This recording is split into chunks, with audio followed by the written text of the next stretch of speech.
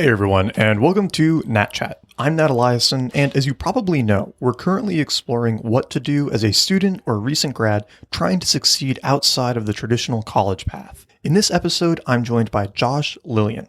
Josh reached out to me after I started the podcast, sharing a few ideas of his own for how students can hack college, work on their own projects, and learn on their own. After a few emails, I heard more about his story and wanted to bring him on for a special two-part episode. In this episode, we're going to go through Josh's experience taking time off of school to work on his own projects, talking his way into working as an apprentice despite having no relevant skills, his path towards self-education and minimizing time spent in class, so that you can take all of this and apply it to your own projects and your own learning. Then, later this week, we're going to have part 2, where Josh will actually be interviewing me with some questions that he had. I've been meaning to do some form of Q&A episode for a while, so I saw a really great opportunity when he reached out to just get online and do it live. So with that, I hope you'll enjoy part 1 of my conversation with Josh Lilien.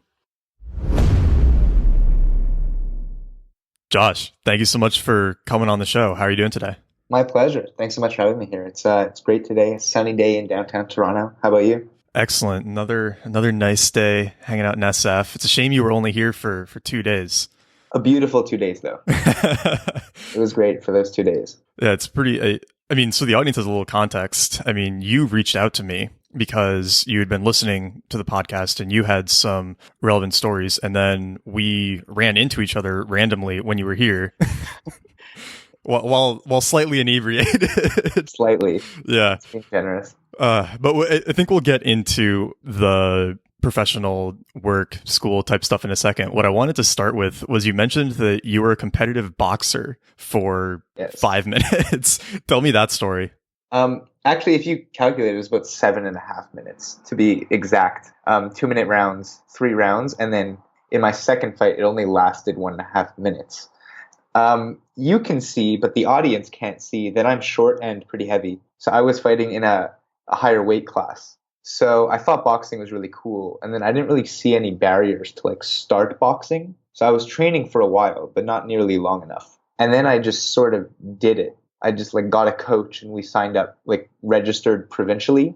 And then we had some competitions and it was a lot of fun. But it didn't end well for me. Was this when you were in high school, college? No, this was actually 2-3 years ago. We do a thing in Quebec called CEGEP.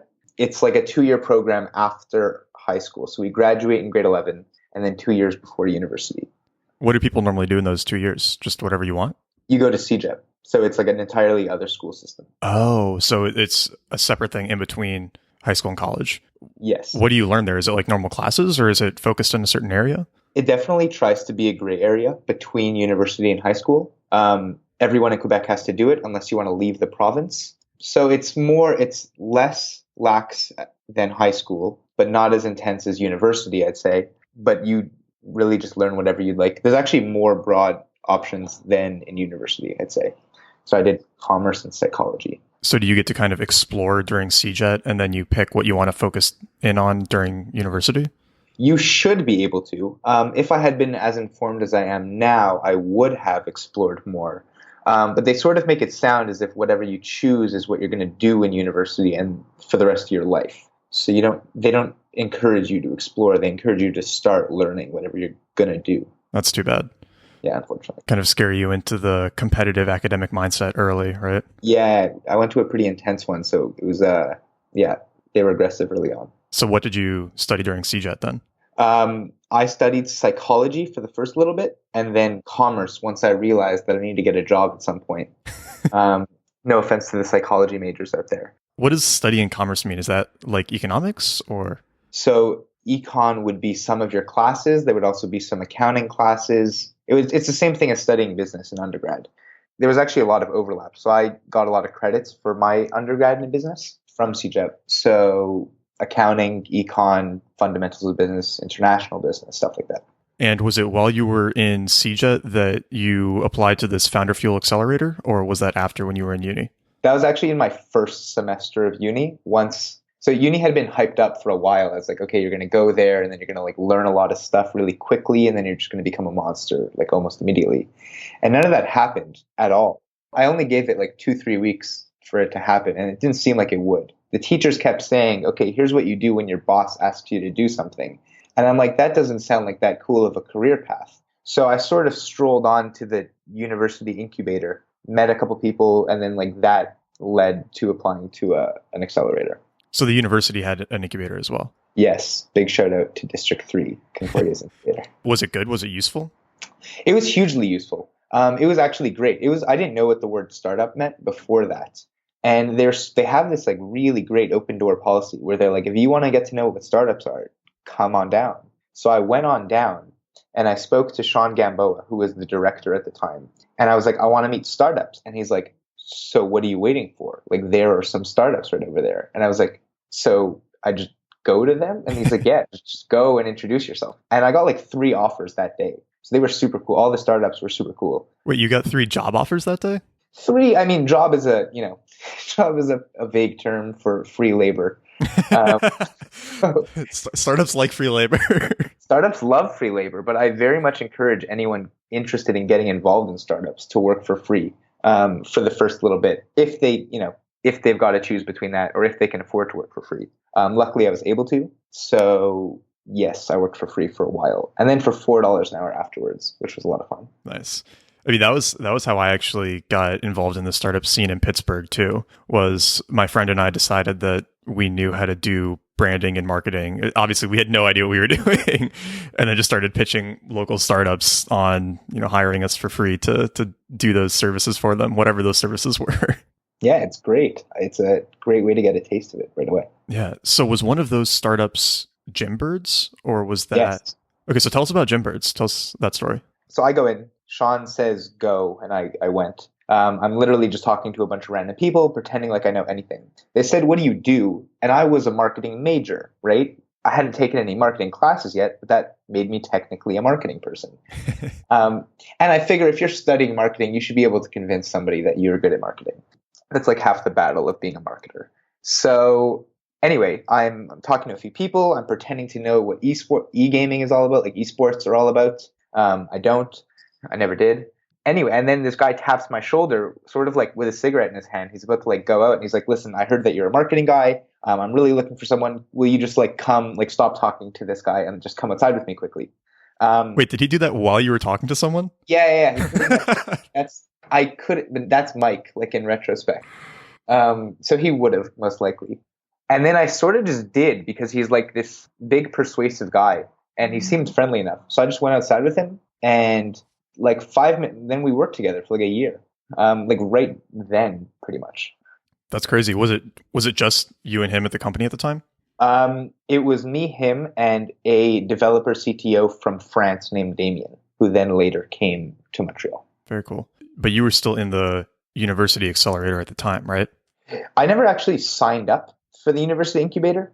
So District 3 is the university incubator. That I don't even think you need to. It's really just a space with startups in it. That's where I met everyone. But then afterwards, we applied to an accelerator called Founder Fuel. And that's where everything sort of took off. Or at least I learned a lot. Yeah. So tell us about Founder Fuel. Founder Fuel is insane. Founder Fuel is one of the most incredible experiences I've done in my life. They call it a top tier SaaS accelerator located in Montreal. They give you a bunch of money. I think now they write $100,000 checks for, I can't remember how much equity. They introduce you to all the best people in Canada. They're super connected. It's owned by a venture capital firm called Real Ventures, which is our local Sequoia, I guess. So anyone big coming out of Canada most likely has some Real Ventures money. So they're really able to introduce you to whoever you want, have you learn from whoever you want. So it's a 3-month program. We went through it, and I'm still in first semester university.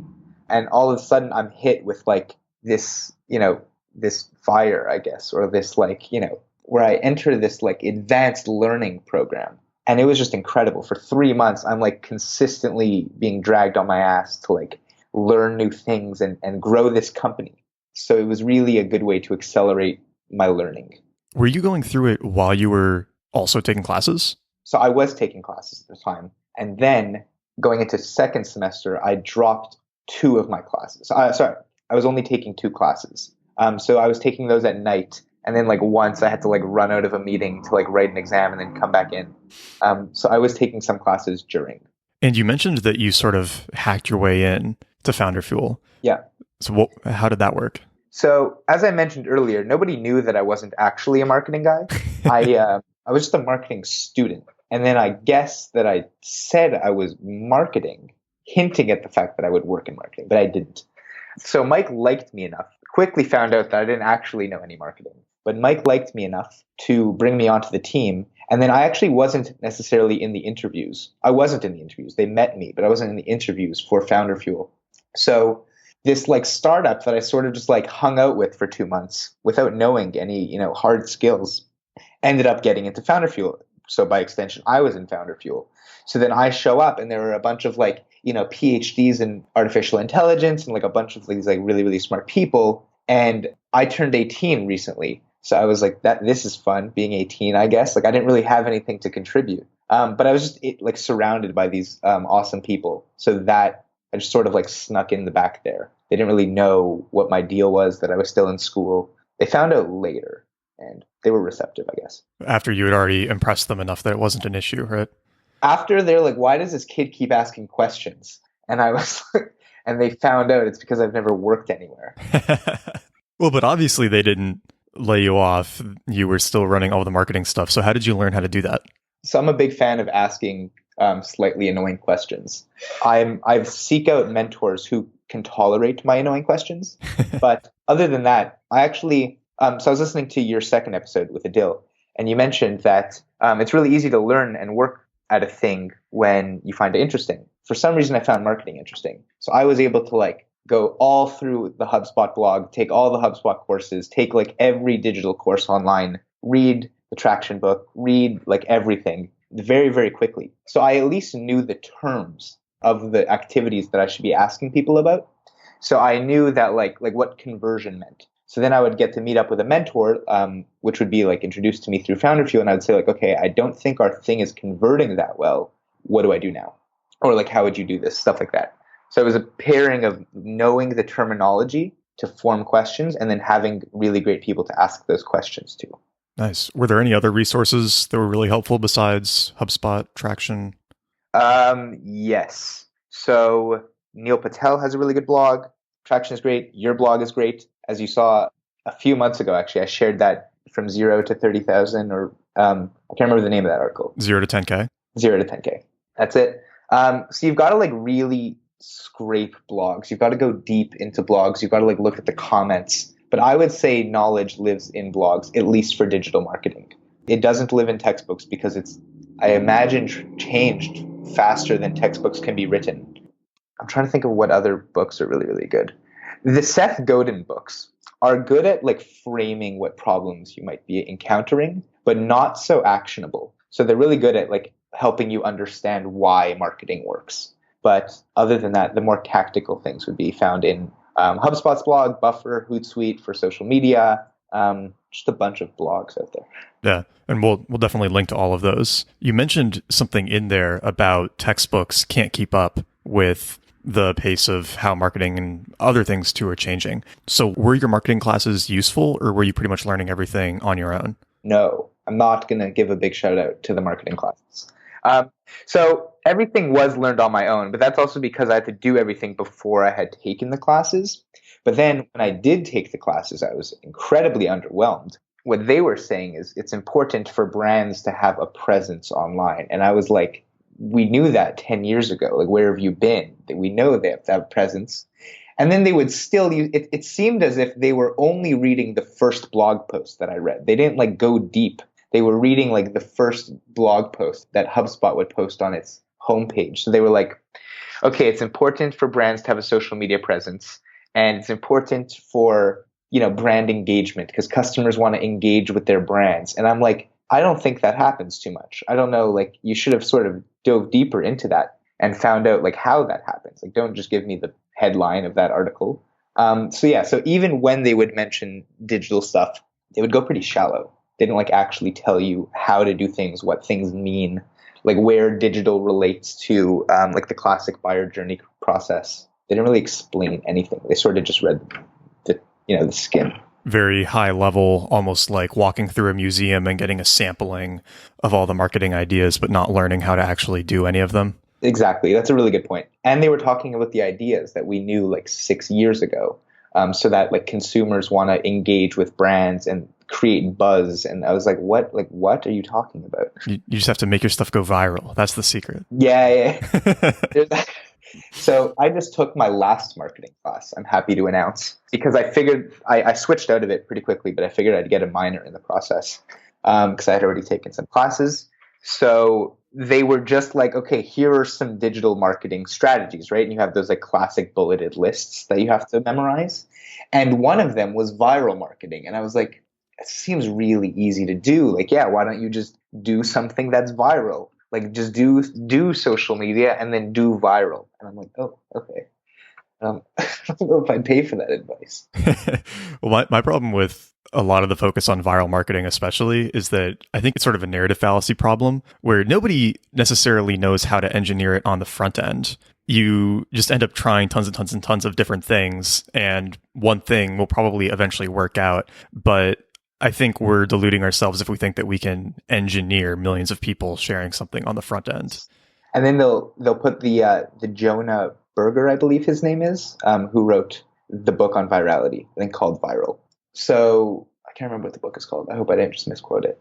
But they're like these 6 steps. It's called steps. So STEPPS, I believe. So it's got to be story driven. It's got to have a trigger. It's got to be emotional, practical, something with a P, and then another S or something. And then it's like, oh, okay, so I'll just do something that's practical and emotional and it'll go viral, right? And then, it doesn't. Oh, Contagious. Contagious. That's the book. That's the book. Yeah. It's a very similar acronym to the one in Made to Stick by Chip and Dan Heath. But theirs isn't so much about virality as it is about making things memorable. But the steps are very similar because their acronym is SUCCESS, but with only one S at the end. It's a simple, unexpected, concrete, credible, emotional story. Okay. There's a lot of overlap. Yeah, a lot of overlap. You switched out of marketing, right? Yes. So what are you studying now? I'm studying finance. Why'd you make that switch? So I really don't like finance but I'm very happy that I switched into it. Okay, so basically, this was actually, I think, the reason that we got on a call. This is what I responded to your initial email. After studying marketing and working in marketing, it became quite apparent to me that you can't actually learn the thing that you're working on in school. You learn that thing by working in it. Of course, that doesn't apply to engineering or medicine, I hope. I hope you don't learn medicine on the job. But I think they kind of do. That's the point of the residency, right? Right. Okay, true. So I guess, yeah. So I guess they've got some sort of... we just don't want them to learn on us. They can learn on other people. Yeah, exactly. VR will hopefully have some impact there. So maybe that will shorten the whole process. That could be exciting. So it became apparent to me that marketing is more... I wouldn't say more of an art than a science, but you couldn't learn it by memorizing the 6 steps just for making something go viral. Like that was simply not moving the needle on my marketing knowledge. But I had already done a lot of business school. And I definitely didn't want to prolong my time in university because I was having a lot of fun working with startups. I was already in my sort of professional career, so I was really loving that. And I didn't want to prolong my time. So I figured while I'm here, I made this sort of framework for myself that the benefit school can give you is either domain knowledge. So if you're studying 3D printing, or if you're interested in 3D printing, you could probably learn additive manufacturing. And if you study mechanical engineering, you could probably explore that area from there. Or it can just force you to think, because GPA, whether we like to admit it or not, is a really good fire under your ass. Excuse my language. You can swear. Don't worry about it. Sweet. So GPA is definitely helps you stay on track if you do care about GPA, which for me, I sort of just gamify. It's like a number that I don't want to be low. I would just rather it be high. So for no really reason more than that. So for that reason, it's a good fire under your ass. And that means you could just learn something hard that you wouldn't otherwise learn outside of school. So while I was in school, I looked around at the other business faculties because I'd already taken business courses. And I said, okay, what's the hardest thing I could learn here? And I'm really not a math person. I failed grade 10 math and then walked out of the exam with the rewrite. So I just took finance because I thought it would expose my brain to something it's not used to. So I decided to optimize for that. And you mentioned a little bit in there that you've sort of gamed the system with GPA. Right. So what does that mean? So I can't speak for anything other than business school. And I actually can't speak for anything outside of my business school. But a lot of people don't realize that you don't actually need to do school all the time. You just need to do it for the midterm and do it for the final, or do it for the midterms. And not even that, you don't even need to know the whole course for the midterm or for the final. You just need to know what's going to be on the midterm and what's going to be on the final. Teachers are not that creative in terms of like changing up what's been in previous semesters. And you can pretty always tell from what's on the slides or what are the major concepts in the book, what's going to be on the midterm. So the reason I've always been able to do school while, going through an accelerator or doing startups is that you can do whatever you want almost throughout the semester. But then when it comes time for exams, like midterms, then finals, you just take a week off. I found it best to take a week off entirely because I can't really do the whole like studying an hour or two a day thing. I pretty much cram always. So then you just do that. You just reverse engineer what's going to be on the exam, and then you can do well on the exams. And then you have a high GPA and you like have done school for a total of like a week and a half. That's one of the nice things about, I know a lot of colleges in the US, you have a lot more intermittent testing periods. So it gets harder to do that sometimes. But with the classes where that is an option, it's just so convenient. Yeah, exactly. It works less in, I'd say, a lot of math and engineering faculties when you have to like weekly assignments or things like that. So you kind of always have to be on the ball. But it's worked for most of my classes. And you mentioned that this is a good way for you to have time for your other projects, startups, things like that. You're not working on Gymbirds anymore though, right? That's correct. How did that wrap up or how did that end? So on the first day of Founder Fuel, you have this really intense discussion. At the time I was there, it was with Sylvain Carl, who is, I believe, a VP at Twitter when they IPO'd. So all very, very smart people. He was the general manager of the program. And he tells you that the program you're about to embark on, because everyone's terrified, there's 7 startups and everyone's terrified, is going to accelerate you no matter what. So if you're doing well, it's going to help you do even better. It's going to introduce you to great investors, going to provide some name recognition for employees or customers or whoever. But if you're doing poorly, it's going to put you into the ground pretty quickly.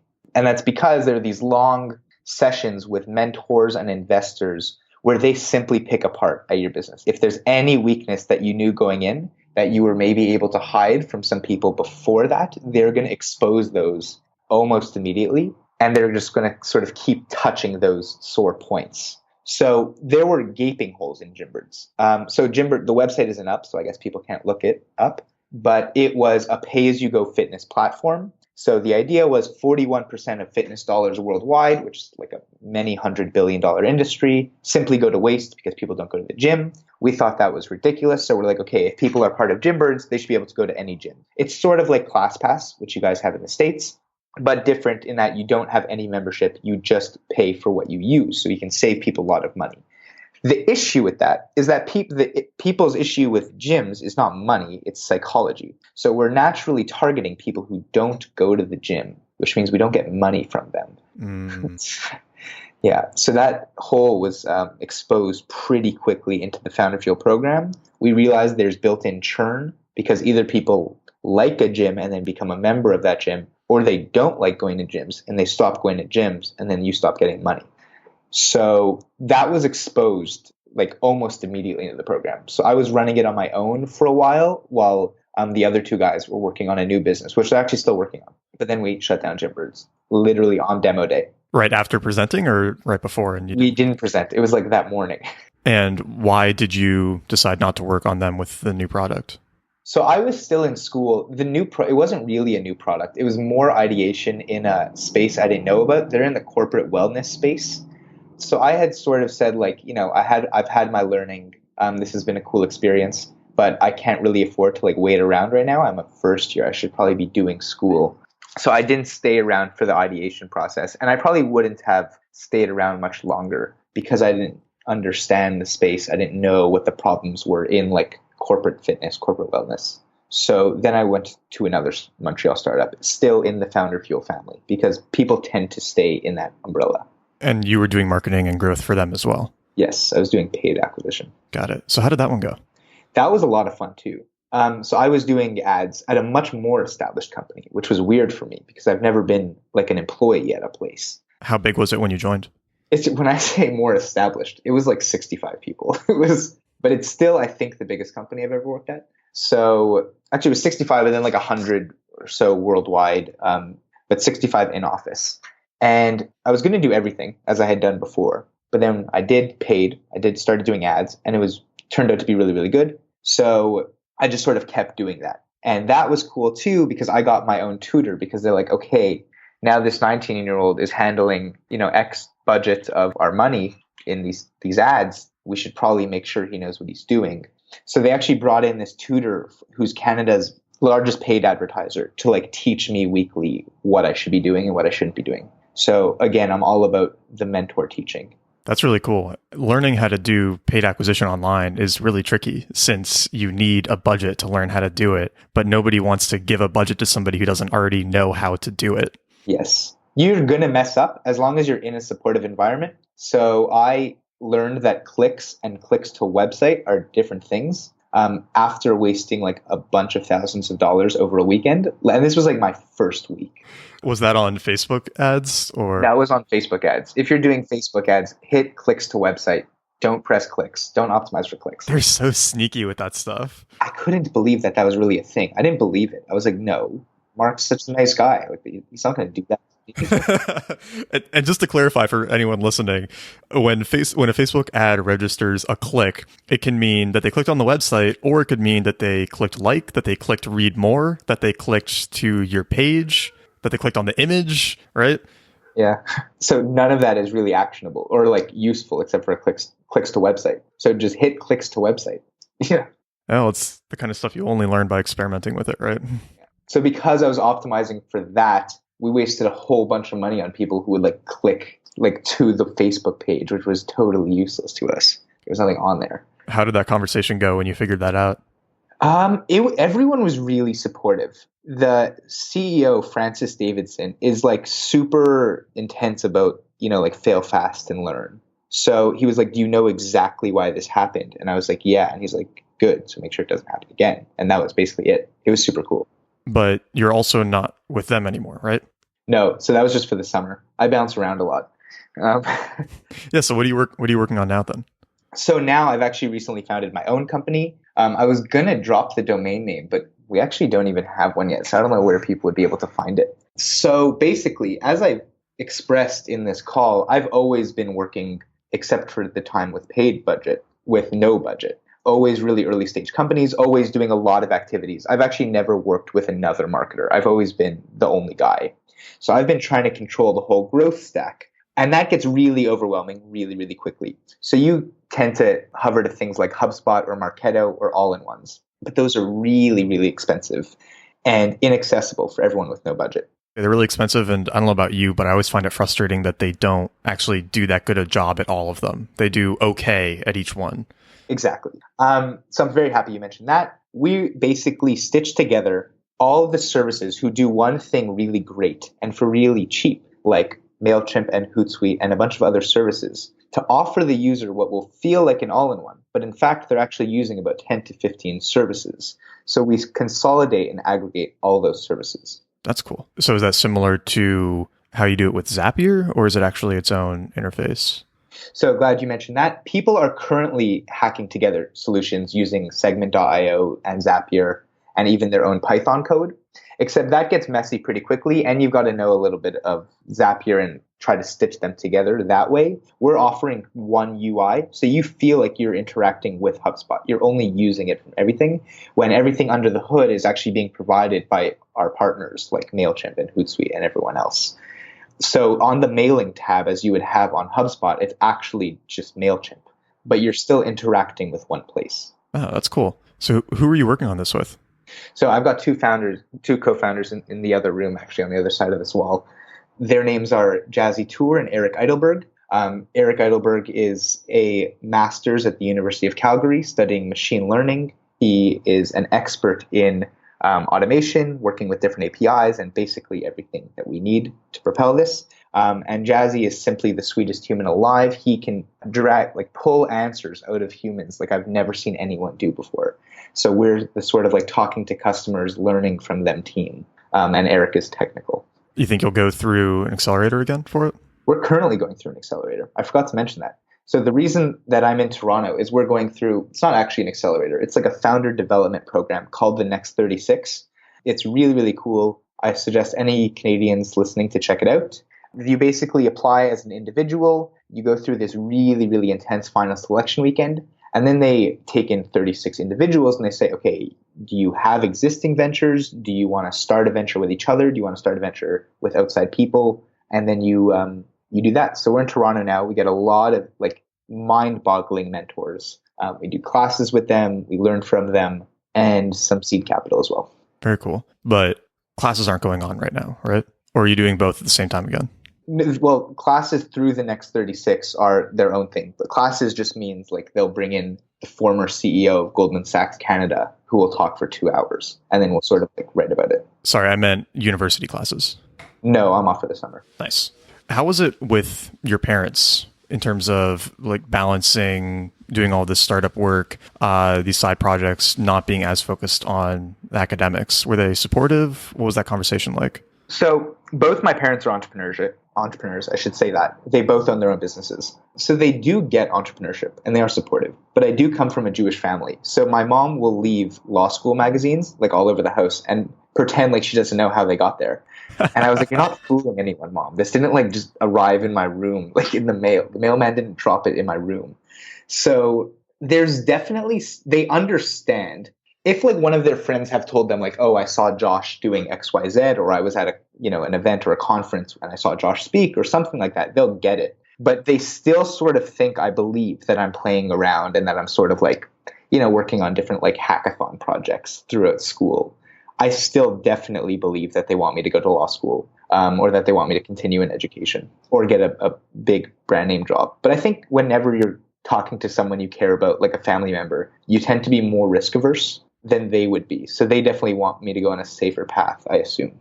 But have you talked about what you want to do postgraduate with them? Like, has it actually come up as a conversation?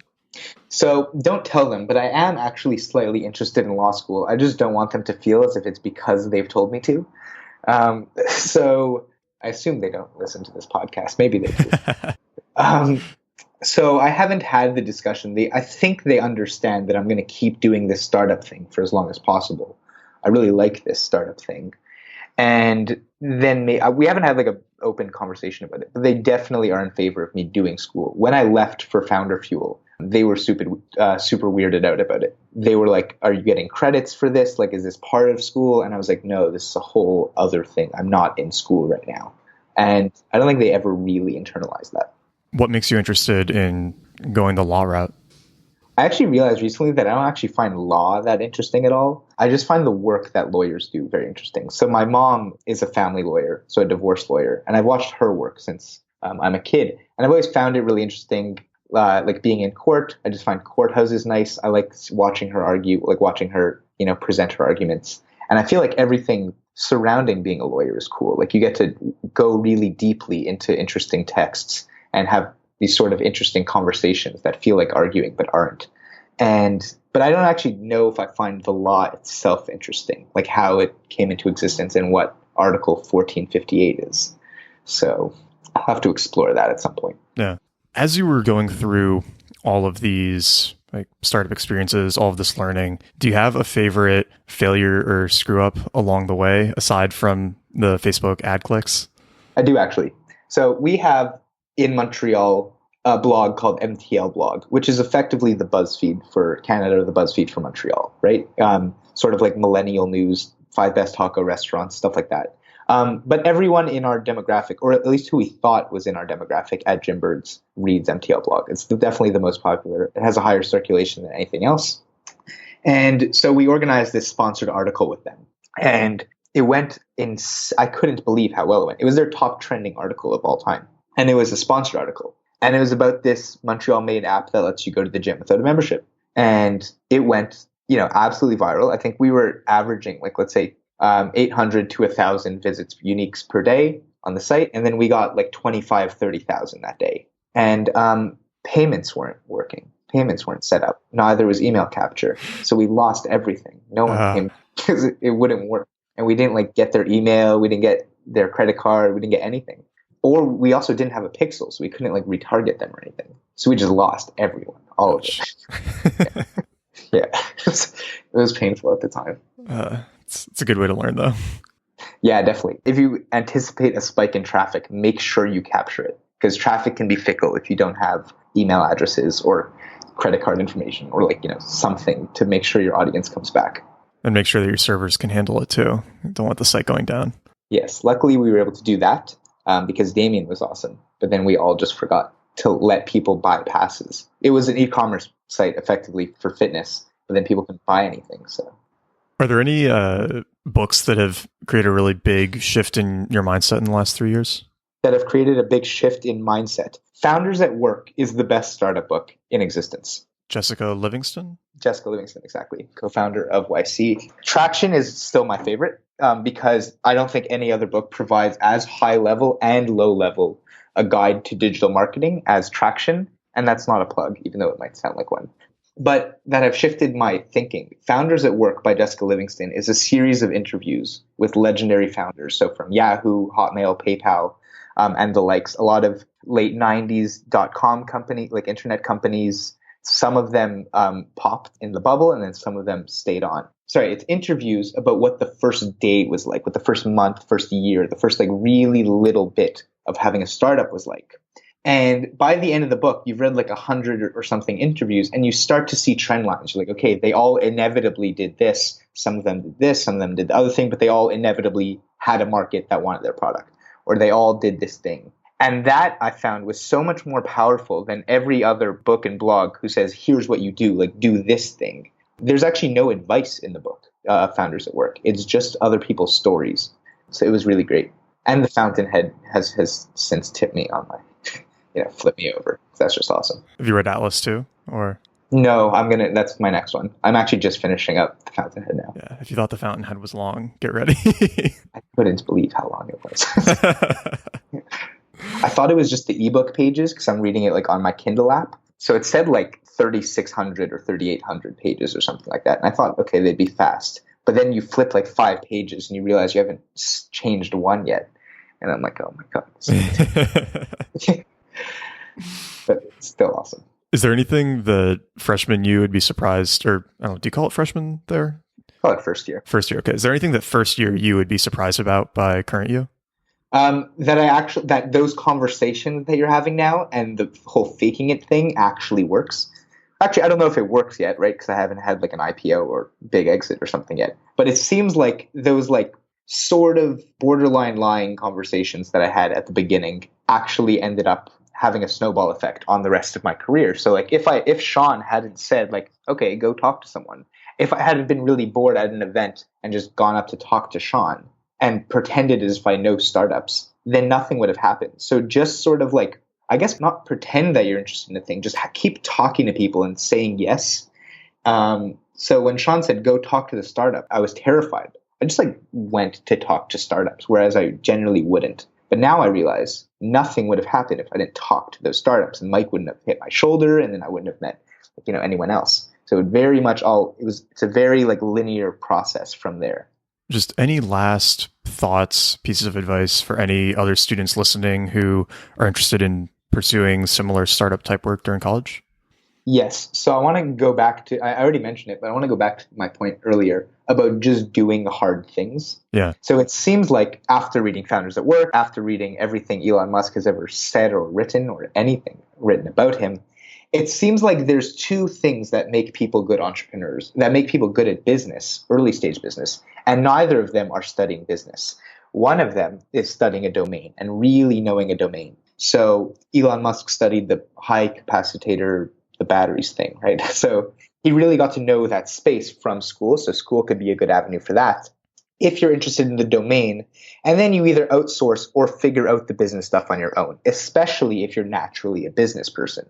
Then it comes natural. And other than learning accounting, business school really won't do anything for you. And then the other side of what makes great entrepreneurs, it seems like at my early stage and small sample size, is just really smart people who approach problems in really interesting ways. So what I would suggest then is study something where you approach problems in different and interesting ways. So if you're naturally more of an arts person, study math, study theoretical math that has no real world application, but will just twist and mold your brain to approach problems from really interesting ways. And if you're naturally a math person or someone who would have gone into engineering but now don't, study fine art or music or something like totally outside your realm. That's what I think school should be about. Yeah, no, I think that's a great note to wrap up on. So, Josh, where can people find you online, find out more about what you're working on? I'm not too active online, but I will start being active because of this. At Josh Lilien on Twitter, Lilien, and the same name on LinkedIn. And I'll periodically be posting there about the startup that I'm working on now. So I'm super excited about that. Very cool. Well, thank you again so much, Josh, for coming on, and let's definitely keep in touch. And when you get that domain up, send it to me so we can include that in the notes as well. Sounds good. Thank you so much, Matt. Yep. Thanks, Josh. All right, take care. Thank you so much for listening to this episode of Nat Chat. If you enjoyed the podcast, please subscribe to Nat Chat in iTunes, Stitcher, Overcast, or wherever you get your podcasts. Second, if you're trying to take advantage of some of the information from this episode, be sure you check out the show notes at nataliason, nateliason.com/podcast, and find a friend, because implementing a lot of this stuff is much easier if you have somebody to do it with. And finally, if you enjoyed this episode and you've been enjoying other episodes of the podcast, please leave it a review on iTunes, Stitcher, wherever you listen to your casts so that more people can find it. This is the best way for it to get some more exposure and to make sure that I can keep bringing these episodes to you. With that, thank you and have an awesome rest of your day.